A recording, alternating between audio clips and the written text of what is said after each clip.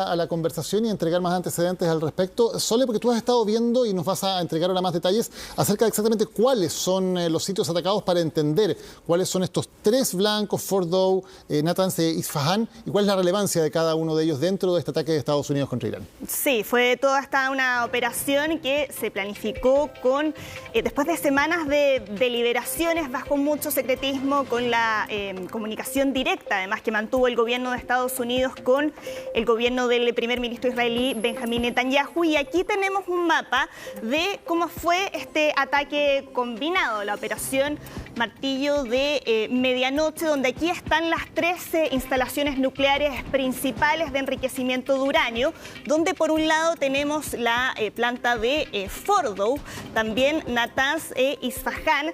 Esas dos últimas ya habían sufrido daños a partir de los ataques de Israel, no así la planta de Fordow. Y ya les habíamos estado contando durante la semana la importancia de esa instalación, que está a unos 80 kilómetros de profundidad, y de ahí la importancia del ataque de Estados Unidos, porque los bombarderos B-2, que son los que tienen la capacidad para transportar la llamada bomba antibúnker, la bomba GBU-57, se necesitaron 14 de esas bombas para poder penetrar en esa instalación nuclear.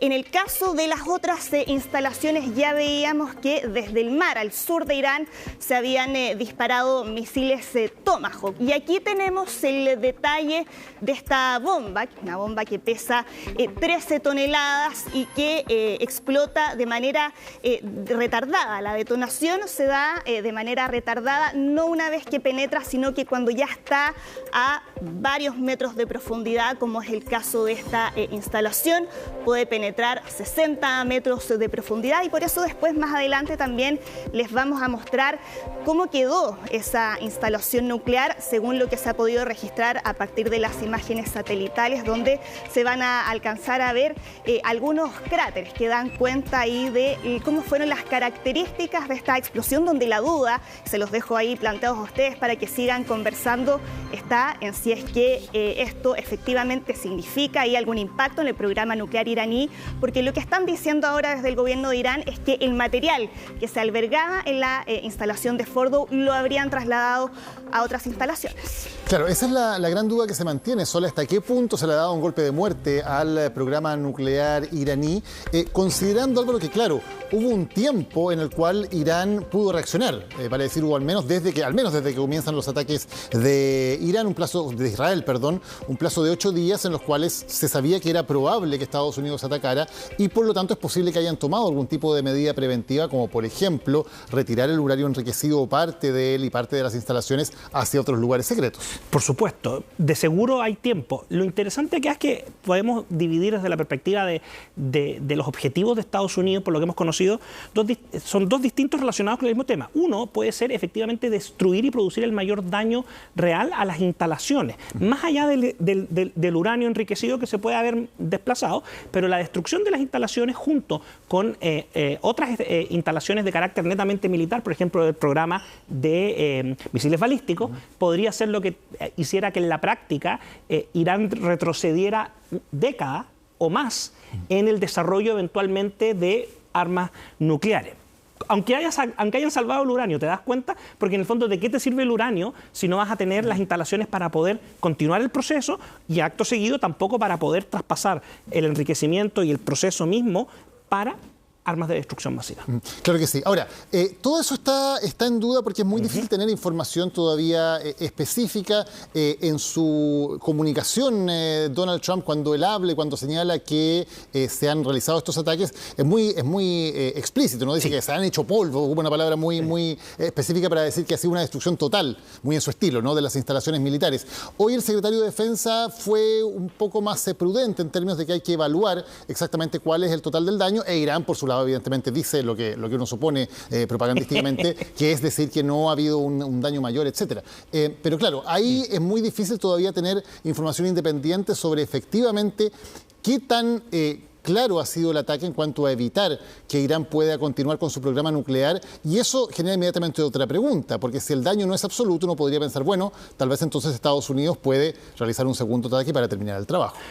Podría ser un camino, Daniel, pero también eso podría explicar por qué, hay mucha gente, lo conversábamos ayer aquí con Soledad, por qué insiste el presidente Donald Trump en que se sienten a negociar. Entonces, cuando tú ves que si hay una destrucción del programa, no tiene ningún sentido ni preocuparte por negociar, ¿te fijas tú? Pero a lo mejor acá es algo de lo que tú dices, podría haber la posibilidad de ataques posteriores, pero también podría haber la necesidad de decir, ok, te hicimos perder 10 años, 15 años, siéntate a negociar y empieza de nuevo y veamos cómo empieza. Entonces aquí vamos a tener que esperar un tiempo. Quiero tomarme algo que tú dijiste. Fuente independiente que nos pueda corroborar la información.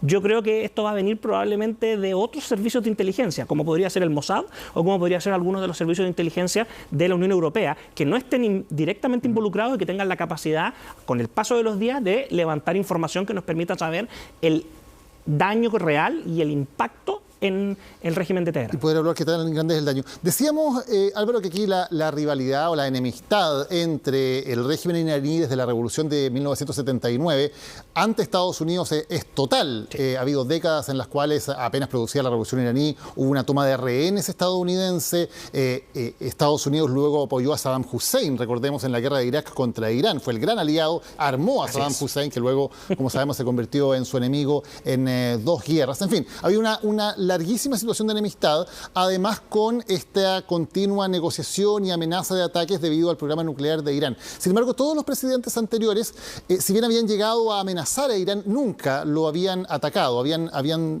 tomado, digamos, la prudencia de no concretar esos ataques. ¿Por qué crees que Trump sí lo hace?